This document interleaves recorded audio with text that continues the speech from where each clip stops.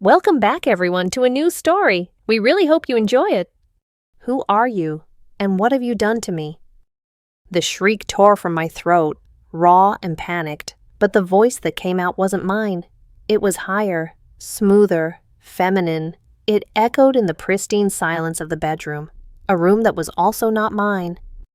I stared at the stranger in the full-length mirror, and the stranger stared back, her eyes wide with my own terror.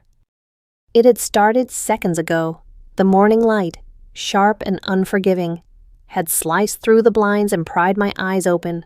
A headache hammered against my temples, a vicious, rhythmic pounding, the familiar consequence of a night of heavy drinking with Liam and Chloe. But the hangover was the least of my problems. Even before my eyes had fully focused, I knew something was profoundly wrong. My hair, that was the first thing. I'd always kept it short. A practical, no fuss cut. Now, a cascade of soft brown silk was fanned out across the pillow. It tickled my cheek, instinctively. I raised a hand to brush it away, and that's when the second wave of ice-cold dread hit me. My hand was smaller, the fingers were slender, graceful, the nails neatly shaped. Gone were the broad knuckles and calloused pads I'd earned from years of tinkering with my bike and hauling furniture. My heart began a frantic, panicked drum solo against my ribs.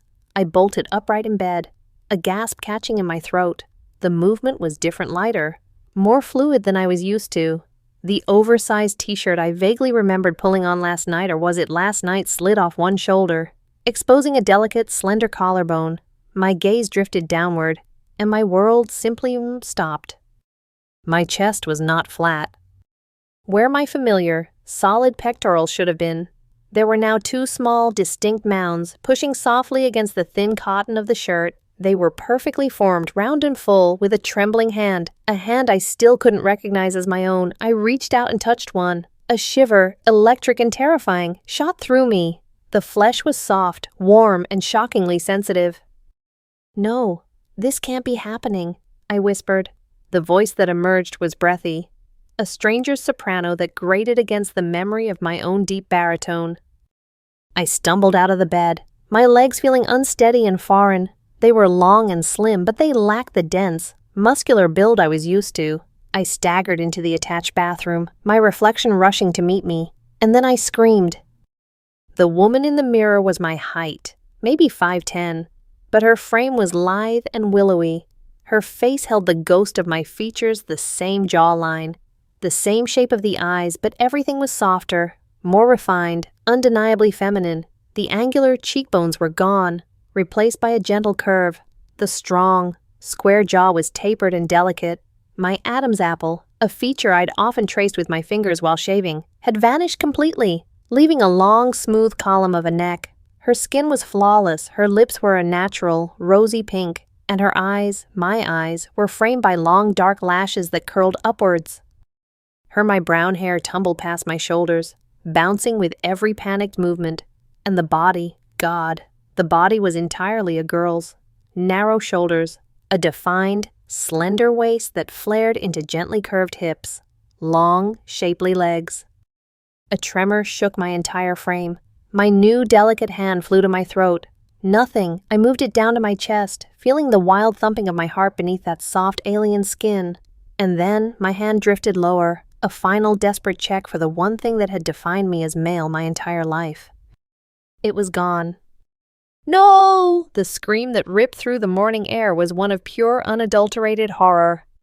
After the initial storm of panic subsided, leaving me a hollow, shaking wreck on the cool tile of the bathroom floor, I tried to regulate my breathing, but every deep breath I took filled my lungs with a faint, sweet scent, something like jasmine. It wasn't perfume, it was coming from my own skin.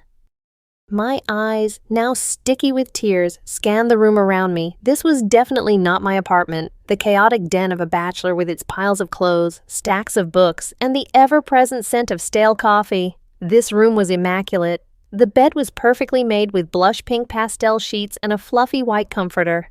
A vanity table stood against one wall, its surface neatly organized with an arsenal of cosmetics I couldn't begin to name. The closet door was ajar, and I could see the soft fabrics and floral patterns of dresses hanging inside. On a sleek, Modern desk where my gaming consoles and sports magazines should have been. There were books on fashion design, a rose gold laptop, and a framed photograph. My heart seized. It was a photo of me. No, not me. It was the girl from the mirror, smiling brightly, her arms slung around Chloe, surrounded by a group of other girls I vaguely recognized. "Whose room is this?" I whispered, and the high, lilting sound of my own voice made me flinch again. Driven by a morbid curiosity, I walked over to the closet and pulled the door open. It was a sea of femininity. Dresses, blouses, form-fitting jeans, skirts. I opened a drawer. It was filled with delicate lace lingerie in every pastel shade imaginable, tiny bras and panties that looked like they were spun from spider webs. I slammed it shut, a hot flush of shame and confusion creeping up my neck. Just then, a light rap on the bedroom door made me jump. "Alexa, you up yet? I brought you breakfast," Chloe's cheerful voice called from the other side. "Alexa."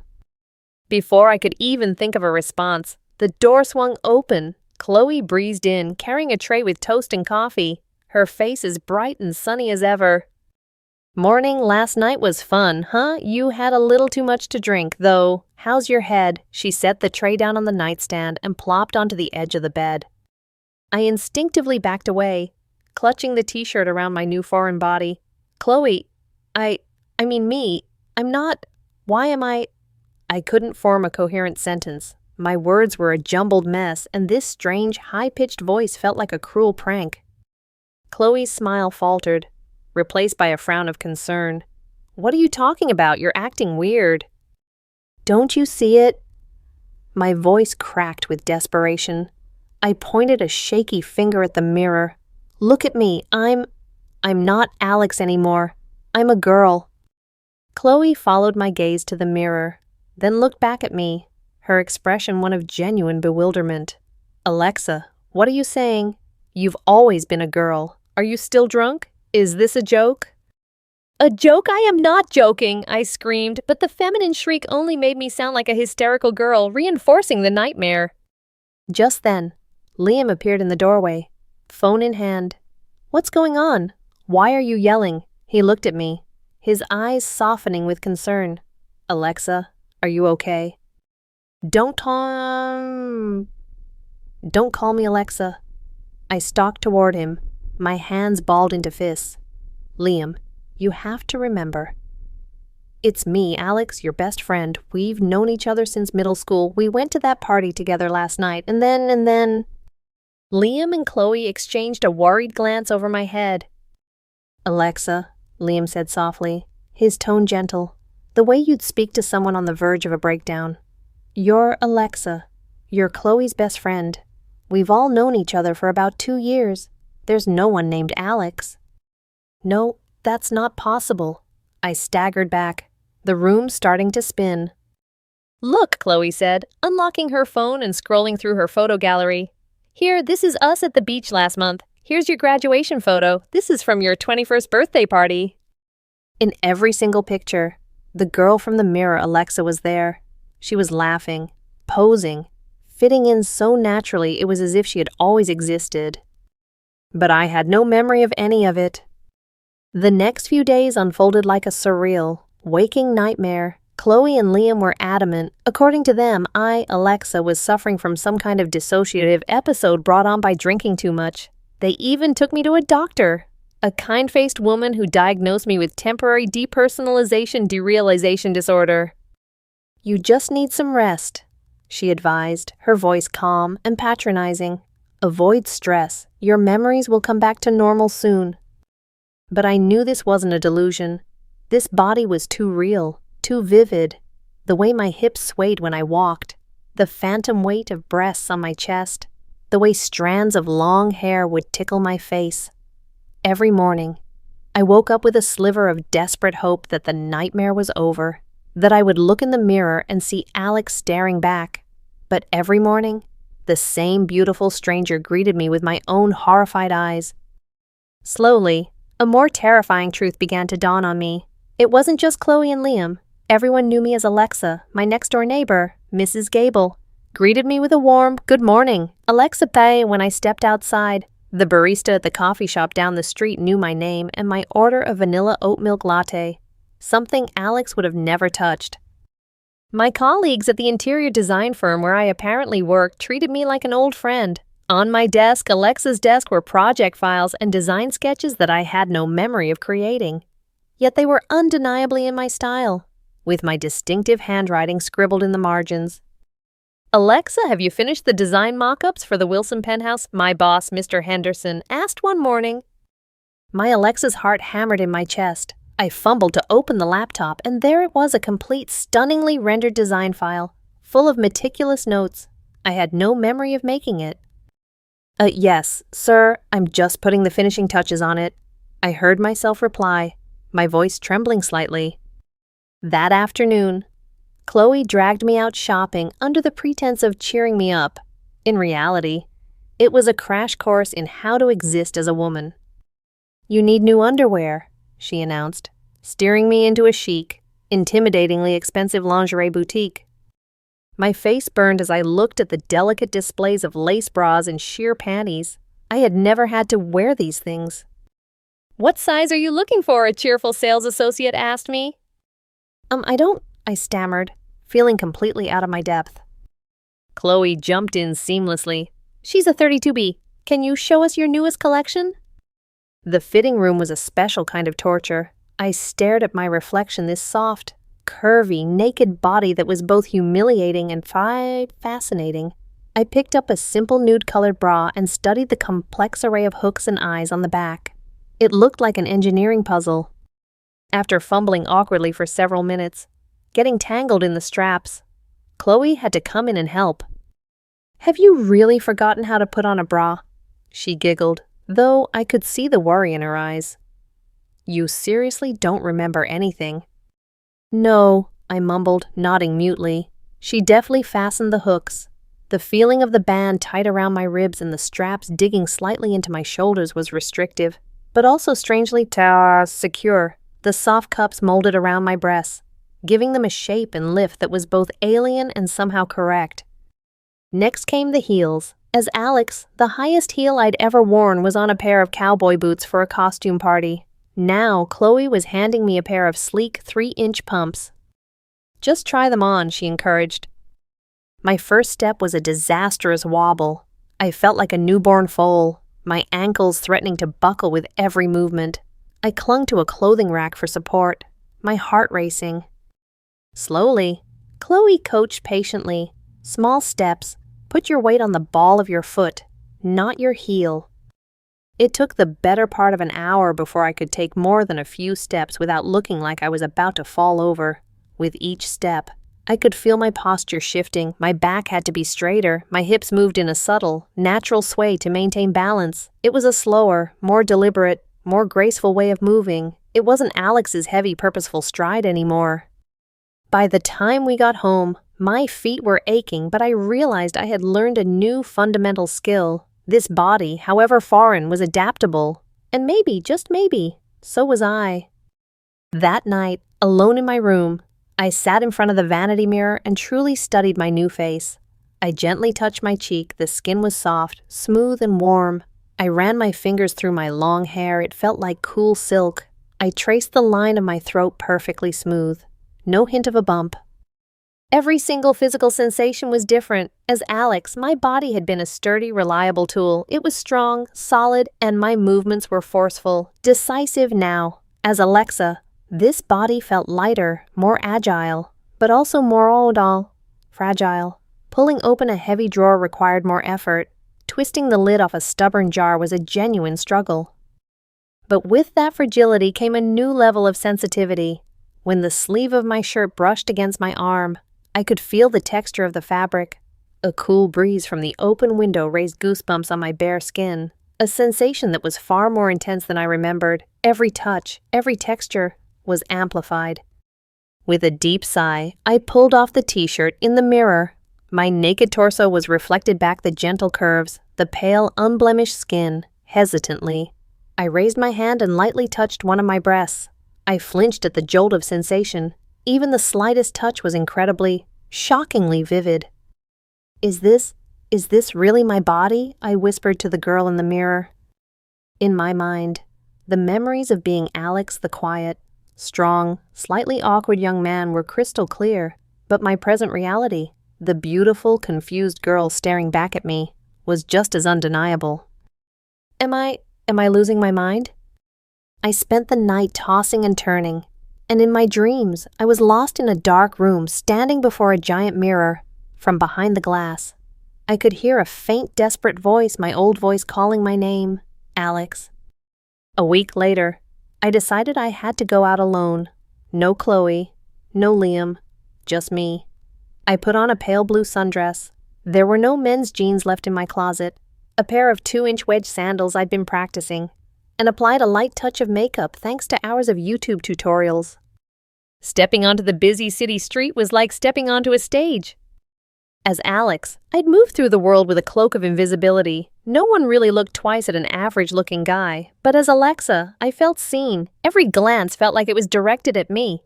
An older man in a business suit did a double take. A group of construction workers on a corner paused their conversation to watch me walk by. I felt exposed, like I was under 1,000 tiny spotlights. I walked into the coffee shop I used to frequent. The barista, a cute guy in his early 20s with a friendly smile, greeted me warmly. "Hey there, what can I get for you today?" One cappuccino, please," I replied, still not used to the melodic sound of my voice. "Coming right up, just find a seat and I'll bring it over," he said with a playful wink. My heart did a little flutter. I sat down at a small table, feeling a strange mix of flustered and intrigued. As Alex, I'd never received that kind of attention. It was weird. When the barista, whose name tag read Matt, brought over my coffee, he left a small folded napkin beside the cup after he walked away. I unfolded it. It read, "You have a beautiful smile if you'd like to use it on me over dinner sometime. Here's my number, Matt." A hot blush spread across my cheeks. I quickly stuffed the napkin into my purse, my heart hammering against my ribs. It wasn't excitement, not really. It was sheer, unadulterated shock. I had never been in the position of being asked out, of being pursued. It was an entirely new and bewildering dynamic. In my first big meeting since returning to work, I presented my design concept for a new boutique hotel project. I had stayed up all night familiarizing myself with Alexa's notes, merging them with my own innate design sense. I believe we should focus on a minimalist aesthetic, using brushed brass accents to create a sense of warmth and luxury, I began, my voice steadier than I expected. "That's a fantastic idea, Mr. Henderson," my boss nodded enthusiastically. "Alexa always has such a refined perspective." I was taken aback. I remembered as Alex pitching a very similar idea for a different project. Back then, Mr. Henderson had given a non-committal nod and quickly moved on to someone else's suggestion. But now, as Alexa, my idea was being heard, valued, and discussed. Mark, a male colleague who used to frequently talk over Alex, now turned to me with a respectful expression. "What kind of materials do you think would pair well with the brass?" "Alexa," I answered, and for the first time, everyone in the room listened intently until I was finished. No one interrupted, no one dismissed my thoughts. After the meeting, I sat at my desk, reeling from the difference. Was it because I was a woman that my ideas were suddenly more palatable? Or was it because, as Alexa, I was projecting a different kind of confidence? Before I could puzzle it out, another male colleague, David, approached my desk. "Hey, Alexa, a few of us are grabbing dinner after work. You should join us." "Oh, I'll have to see," I demurred, feeling a strange pressure. As Alex, I could have just said, "Nah, I'm busy," without a second thought. But as Alexa, I worried that a blunt refusal would be perceived as bitchy or stuck up. It was another subtle but profound difference I was learning about this new life. As a woman, every action, every word, seemed to be judged by an entirely different, unspoken set of rules. I had to be more careful, more diplomatic, more aware of how I was perceived. On Friday night, Chloe insisted I join her for a get-together with her close female friends, something Alex would have never experienced. My old social life had revolved around video games, sports talk, and beer. This was different. "Alexa, it's been too long," a bubbly girl named Sarah squealed, pulling me into a tight hug. "You look great. Have you lost weight?" Thanks, I'm okay," I said, a little overwhelmed by the immediate physical intimacy. We all sat around a table at a wine bar, and the conversation flowed easily. I mostly listened, and what I heard was a revelation. The conversations women had were so much more intricate and emotionally honest than I'd ever imagined. They talked about fashion and makeup, yes, but they also shared deep anxieties about their careers, their families, their relationships, their fears, and their dreams. "My boss is being a creep again," Sarah confessed with a sigh. "He told me yesterday that I must be looking for attention wearing a skirt like this. I just don't know what to do." "You need to report him to HR," Chloe advised sternly. "Don't let him get away with it." "I'm scared he'll retaliate. He's my direct supervisor," Sarah said, biting her lip. I listened, feeling a strange and powerful surge of empathy. As Alex, I had heard stories like this, and if I'm being honest, I probably dismissed them as exaggerations. But now, after only a few weeks as Alexa, I understood. I had already experienced the lingering stares, the subtle comments about my appearance, the feeling of being sized up. "I know how that feels," I heard myself say, my voice soft but firm. "I had a similar situation at work last week, but I think we can't be silent. Silence is what lets them keep doing it." Sarah looked at me, her eyes widening with gratitude. "You're right. Thank you." The conversation eventually shifted to lighter topics, vacation plans and dating stories. A girl named Lisa gushed about her new boyfriend. Her cheeks flushed with happiness. "He's so thoughtful. He cooked me dinner last night because he knew I had a late night at work." A chorus of ahs went around the table. I found myself smiling. I was discovering something profound about female friendships. There was an incredible depth of connection, a willingness to be vulnerable and supportive in ways I'd never experienced with my male friends. We had slapped each other on the back, but we had never truly held each other up. At the end of the night, as we were saying our goodbyes, Sarah gave me another tight hug. "You're a good friend. Alexa, thanks for listening." I hugged her back, a genuine warmth spreading through my chest. This was something Alex never had, a closeness and intimacy that didn't require putting up a front or pretending to be tough. One evening, I was walking home late from the office. The sun had set and the streets were quieter now. I was wearing a smart pantsuit, my hair tied back in a professional bun. Suddenly, I heard footsteps behind me and the slurred catcalls of a group of men spilling out of a nearby bar. "Hey, pretty lady, where are you going all alone?" one of them called out. My pace quickened, my heart beginning to pound. I tried to stay calm, but a cold tendril of fear snaked its way up my spine. As Alex, a reasonably tall and well-built guy, I had never once worried about my safety walking home at night, but in this smaller, more delicate body, I felt like prey. "Don't walk so fast, baby. We just want to talk to you," another one of them said, jogging to catch up and reaching out to grab my arm. I stopped and spun around. My heart was hammering, but I channeled the advice Chloe had given me. Don't show fear, project confidence, be loud. "I'm not interested," I said, my voice sharp and cold. "Please leave me alone." "Ooh, she's feisty. I like that," the first man sneered, stepping closer, cornering me against a wall. Just then, a taxi screeched to a halt beside us. The driver, a middle-aged man with a kind face, must have seen my distress. He rolled down the window. "You need a ride, miss?" I didn't hesitate. "Yes, thank you." I wrenched my arm free, darted to the car, and threw myself into the back seat. As the taxi pulled away, leaving the men shouting curses behind us, I let out a shaky breath I didn't realize I'd been holding. My hands were trembling. "You okay, miss?" the driver asked, looking at me in the rearview mirror. "A young woman shouldn't be walking alone this late. It's not safe." I'm okay now. Thank you so much for stopping," I said, my voice still unsteady.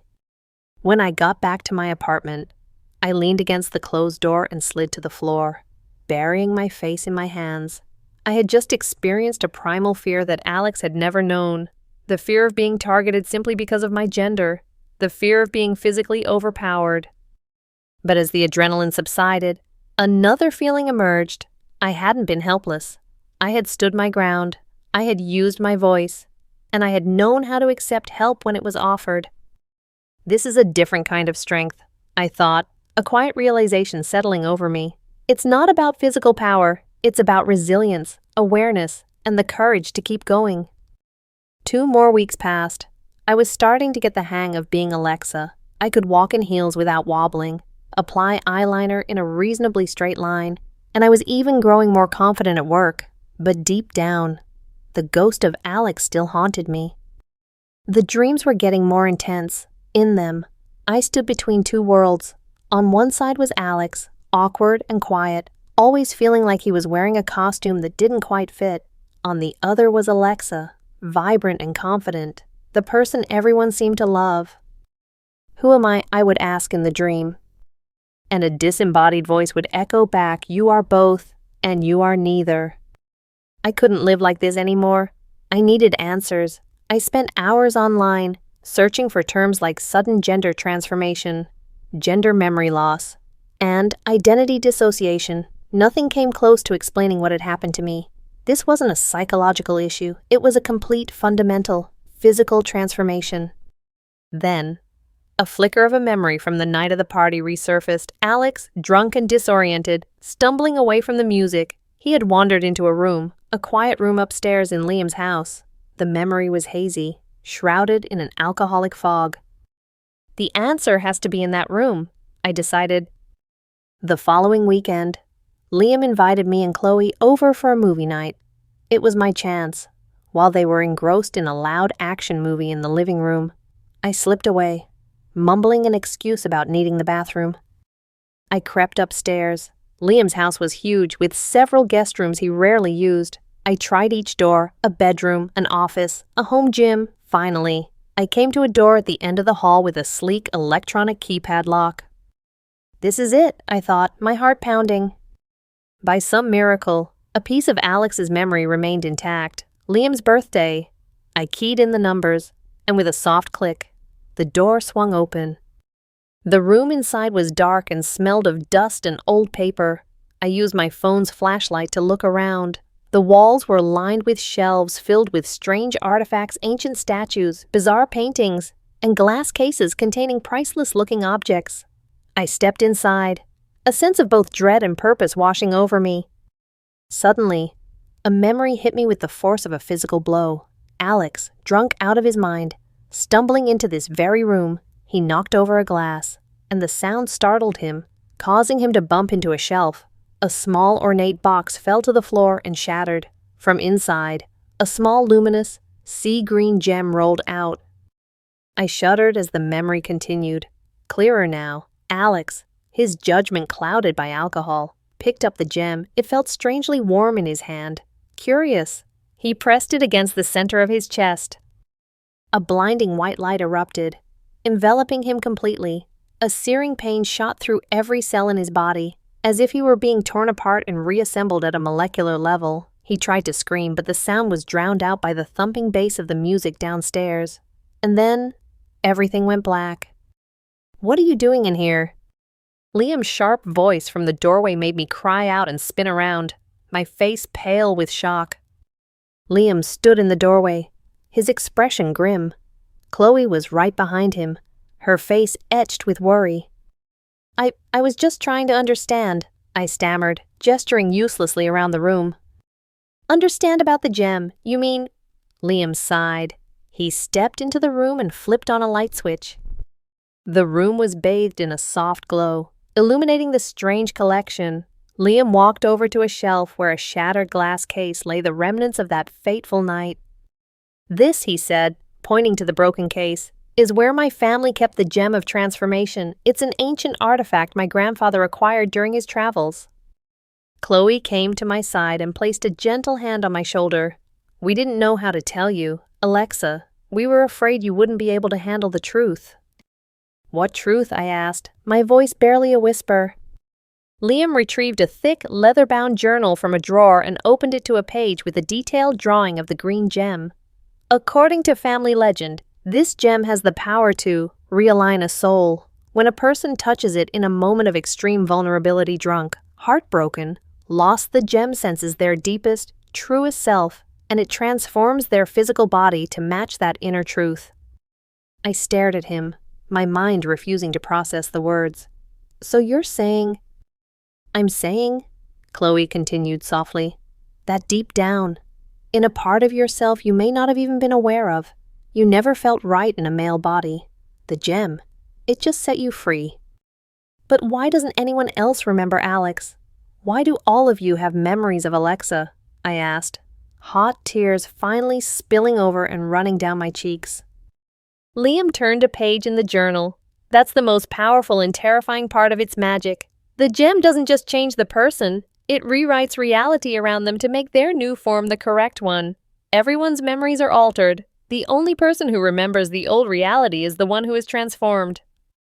And us, Chloe added quietly, because we were the closest to you when it happened. Our memories weren't completely erased. We remember both Alex and Alexa. We had no idea how to explain that your entire existence had been magically overwritten. I sank to my knees, clutching my head. So, Alex is gone and he's just, erased? No, Liam said, kneeling beside me, his voice firm but kind. Alex is right here. You are Alex, but now you're living as the person you were always meant to be. Alexa is Alex, in the form your soul always wanted, even if your conscious mind never realized it. I didn't sleep that night. I lay in bed, staring at the ceiling, replaying Liam and Chloe's impossible explanation over and over again. Deep down, you never felt right in a male body. The words echoed in the silence. I thought back on my life as Alex. He had always felt out of step. He hated the pressure to be one of the guys, to be loud, aggressive, to love sports and beer and crude jokes. Alex had secretly loved art, fashion, and design, but he'd hidden those passions, afraid they made him seem weak or less of a man. Alex had always been uncomfortable with his deep voice, his broad shoulders, his body hair. He had wished he could be lighter, more graceful, more refined. He'd always dismissed those feelings as fleeting, meaningless thoughts. Now as Alexa, I felt free. I could wear clothes that I actually found beautiful. I could talk about my passion for design without shame. Most importantly, for the first time in my life, I felt comfortable in my own skin. But did that mean Alex was dead? I got out of bed and went to the mirror. My reflection stared back, the soft eyes, the long hair, the gentle smile. Was this me? Maybe Alex and Alexa aren't two different people, I whispered to the reflection. Maybe Alexa is just Alex, unchained. I remembered something Chloe had said to me during one of my early panic attacks. Some people go their whole lives without ever figuring out who they really are. You're lucky. You've been given a chance to discover your true self. Maybe this wasn't a curse. Maybe, just maybe, it was a gift. The next day, I decided to do something Alex had always dreaded: visit my parents. They lived in a small town, a 3-hour drive from the city. Alex hadn't been home in almost 6 months, always making excuses to avoid the pressure from my father to be the man of the house he always wanted. As I pulled up to the familiar, cozy wooden house, I took a deep, steadying breath. In my mind, everything was the same: the small garden my mother lovingly tended, the porch swing where my father read the paper every morning. But I was not the same. My hand trembled as I opened the gate. My mother was watering her roses. When she heard the latch click, she looked up and her face broke into a wide, beautiful smile. "Alexa, honey, you're home." She rushed over and enveloped me in a hug. I stood frozen for a second before melting into her embrace. It felt strange. She remembered Alexa, not Alex, but her love felt exactly the same: warm, unconditional, real. "You're too thin. I'm going to cook you a proper meal," she said, bustling me into the house. Inside, my father was sitting in his armchair reading the paper, just as I'd pictured. He looked up and a rare smile touched his lips. "Alexa, good to see you." "Hi, Dad. I'm sorry I haven't been back sooner," I said, a pang of sadness hitting me. He didn't remember Alex, the son he had tried so hard to mold in his own image. But then I realized something. As Alexa, maybe I could finally build a real relationship with him. There was no more pressure to be manly, no more tense silence between us. "How's work?" he asked, folding his paper. "It's great, Dad. I'm working in interior design. I just landed a big project last week," I said, feeling a thrill at being able to speak about my passion openly, without fear of judgment. That's good. I'm proud of you, he said with a simple nod. Those 4 words did what 21 years as Alex never could. They made me cry. He had never, not once, told Alex that he was proud of him. A week later, I got a text from Matt, the cute barista from the coffee shop. Hey, are you free this weekend? I was wondering if you'd like to see a movie. I stared at the message, my stomach doing nervous somersaults. This was my first ever invitation for a real date. As Alex, I'd been too awkward and insecure to ever pursue a relationship. But now, after a moment's hesitation, I typed back, I'd love that. He picked me up on Saturday night, holding a small bouquet of pink roses. These are for you, he said, his own cheeks a little flushed. I'd never been given flowers before. We saw a romantic comedy, and during a funny scene, we both laughed, and he gently took my hand. I flinched for a second, then relaxed, letting my fingers rest in his. The warmth of his touch was new, a little scary, but not unpleasant. After the movie, we walked through a park. He told me about his life, a college senior working his way through school with dreams of opening his own cafe. What about you? He asked. What's your dream? I thought for a moment. My dream, I said slowly, is to live honestly, to be myself, with no apologies and no regrets. I think you're already doing that, Matt said, smiling at me with a genuine warmth that made my heart skip a beat. You seem very real to me. When he walked me to my door, he leaned in and gave me a soft, sweet kiss on the cheek. It was tentative and respectful, my first kiss, or at least, the first kiss I had ever allowed myself to truly feel. One Sunday afternoon, I decided to finally clean out my apartment properly. In the very back of the closet, shoved behind Alexa's dresses and skirts, I found an old cardboard box. Ta. Inside were the last remnants of Alex. His old clothes, baggy t-shirts, straight-leg jeans, worn-out hoodies, they still carried a faint, familiar scent of my past life. I picked up one of the t-shirts and held it against my chest. For a fleeting second, I imagined putting it on, and the thought felt utterly wrong. It wasn't just that it wouldn't fit my new frame. It wouldn't fit me. I no longer wanted to hide inside baggy, shapeless clothes. I no longer wanted to conceal myself behind a facade of masculinity. I sat on the floor, clutching the old shirt, and wept. Not with sadness, but with a profound sense of release. I was letting go. Goodbye, Alex, I whispered. Thank you for getting me here, but it's my turn to live now. I folded each item neatly and placed it back in the box. This wasn't about erasing the past, it was about honoring it. Alex was part of my journey. Without him, there could be no me. But it was time for Alexa to take center stage. I drove the box to a local charity and handed it to a volunteer with a light heart. I hope these can help someone else find their way, I said. Walking away, I felt like a massive weight had been lifted from my shoulders.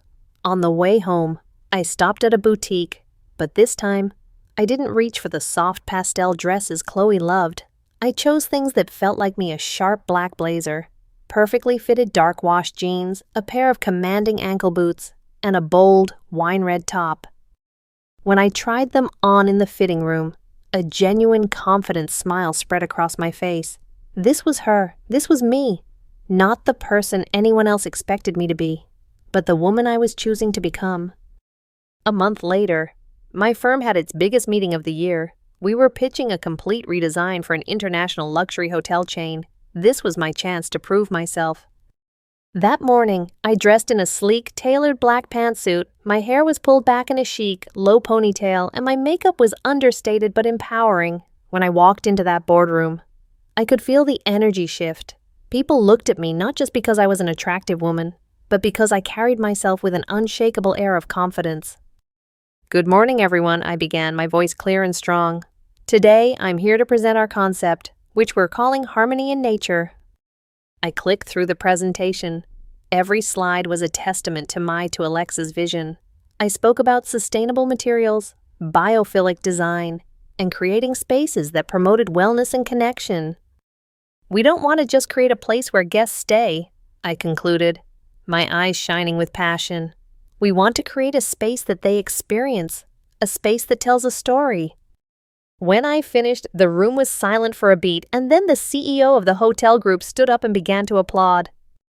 "Outstanding, Sol," he said, his voice booming. "This is exactly what we've been looking for. Ms. Alexa, we want you to lead this project." The room erupted in applause. My colleagues clapped me on the back, and Mr. Henderson gave me a proud smile. "You've made us all proud. Alexa, this is the biggest contract this firm has landed in years." I smiled, a feeling of deep, resonant joy filling me. This was more than just a professional victory. It was a personal one. I had proven that I had a mind, a talent, and a vision. I was no longer Alex, the quiet boy hiding in the background. I was Alexa, a strong, capable woman taking control of her own destiny. That night, after celebrating with my team, I came home and stood before the mirror again, but for the first time. There was no conflict, no confusion. The woman staring back at me, with her bright eyes and confident smile, was me. There was no question. "I was so afraid of you," I said softly to my reflection. "I was afraid to accept you, to be you. I thought if I let Alex go, I would be nothing." I reached out and touched the cool glass, but I know now, Alex isn't gone. He's the foundation I built myself on. I sat down at my laptop and began to type. It was a letter to no one, and to everyone, it was a letter to Alex. "Dear Alex, I think I finally understand. You lived your life in a shadow, trying so hard to be the man everyone expected you to be. You were suffocating. I'm not your replacement. I'm your evolution. Everything that was good and kind and creative in you, your sensitivity, your eye for beauty, your empathy, they didn't disappear. They became my greatest strengths. Thank you for keeping me safe until I was ready. Now it's my turn to shine. With all my love and gratitude, Alexa." As I typed the last word, I felt a final definitive click. The two halves of my soul, past and present, had finally become one. This wasn't an end, it was my true beginning. I met Liam and Chloe for coffee that weekend. Chloe hugged me the moment she saw me. "You are absolutely glowing," she said. "What's going on?" "I'm happy," I said. "A simple and profound truth. I've finally accepted all of this, all of me." Liam smiled, a look of deep relief in his eyes. "I can see that. The fear is gone." "But I still have one question," I said. "The gem. What happens if someone else touches it?" Liam reached into his pocket and pulled out a small velvet pouch. He tipped it over, and the sea green stone rolled into his palm. It was no longer luminous. It looked like a simple, pretty rock. Its magic was a one-time thing. Liam explained, once it completes a transformation, its power is expended. It can only be used once per soul. Now, it's just a souvenir. I took the gem from him, its surface now cool to the touch. "I don't regret it," I whispered. "Even though it happened by accident, it's the greatest gift I've ever received." "What will you do with it?" Chloe asked. I thought for a moment, then smiled. "I'm going to keep it, to remind me to always be true to who I really am." 3 months flew by. The hotel project was a massive success, earning rave reviews and winning a prestigious design award. I was invited to speak at a national conference on architecture and design. Standing on that stage, looking out at a sea of faces, I felt no fear. I was wearing a striking white pantsuit, my hair falling in soft waves around my shoulders, and I spoke with a passion that captivated the entire room. "For me, design isn't just about creating beautiful spaces," I said into the microphone. "It's about creating a home for the soul. Every person deserves a space where they can be their most authentic self, without apology." The audience gave me a standing ovation. Afterwards, I was mobbed by people wanting to connect, to collaborate. A major investor even approached me about funding my own firm. When the event finally wound down, Matt was waiting for me in the lobby. He held a bouquet of red roses, his face beaming with pride. "You were amazing," he said, handing me the flowers. "Thank you," I said, leaning in to kiss him. We held hands as we walked out into the cool evening air. Looking out the car window on the way home, I reflected on the last few months. From a lost, terrified young man, I had become a confident, successful woman who was deeply in love with her life. Maybe the gem didn't create Alexa, I thought. It just cracked the shell so the real me, the person who is inside Alex all along, could finally emerge. 6 months after my transformation, I received an invitation to showcase my work at an international design exposition in Paris. It was a dream Alex had once confessed to his journal but never dared to pursue. Now here I was. I stood beside my display, confidently explaining my design philosophy to critics and designers from around the world. My English fluent and articulate. I believe our living spaces should be a reflection of our truest selves, I explained to a famous magazine editor. When we allow ourselves to be authentic, our homes become authentic too. A fascinating philosophy, the editor mused. I can see it in your work. There's a story here of rebirth. That was the perfect word, rebirth. At a gala that evening, a sophisticated older woman, the head of a major European design journal, approached me. You have a remarkable story, don't you? She asked, her eyes wise and knowing. I was startled. How can you tell? I see it in your eyes, she smiled. It's the look of someone who has not just overcome a great challenge, but has been fundamentally remade by it. That kind of strength cannot be faked. In that moment, I chose to be honest. I used to be someone else, I said quietly. I lived in a body that wasn't my own, playing a role I thought I was supposed to play. And then one day, I was reborn, quite literally. She listened intently, without judgment. When I finished, she nodded slowly. Not everyone gets a second chance to live authentically, she said. You have used yours beautifully.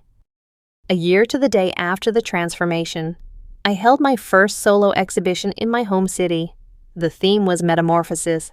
It was a collection of my designs, but also a series of photographs and installation pieces that told the story of a journey from darkness into light, from hiding to revealing. In the center of the gallery, displayed in a simple, elegant glass case, rested the sea green gem. It was just a stone now, but it held the weight of my entire world. Beside it, I placed a small placard. The gem of transformation, a gift, a curse, or just a mirror. It does not create something new, it only reveals what is already there. The only question is, are you brave enough to look? The opening night was a huge success. My parents were there, their faces shining with pride. Chloe and Liam came and wrapped me in tearful, triumphant hugs. You've come so far, Chloe sobbed happily. I'm so proud of you. I couldn't have done it without you two, I replied, my voice thick with emotion. Matt was there. Of course, his hand held firmly in mine. He had been the first person I'd told the whole impossible story to. He hadn't flinched. He had simply held me close and said, I love the person you are right now. The rest is just a prologue. As the crowd thinned, I stood alone in front of the gem. I gently touched the glass case and smiled. Thank you, I whispered. Thank you for letting me live. The gem didn't glow. Its mission was complete. But under the gallery lights, it seemed to wink, as if to say, live truthfully, that is the greatest magic of all. Epilogue 2 years later.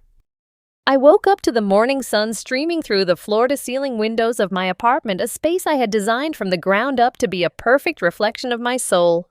I glanced in the mirror and smiled at the woman looking back. She wasn't a stranger anymore. She was just me. Not Alex, the lost boy. Not Alexa, the magical creation, just Alexa, whole, complete, happy. My phone buzzed on the nightstand. It was a text from Matt. Good morning. Beautiful. Are you busy tonight? There's something very important I want to ask you.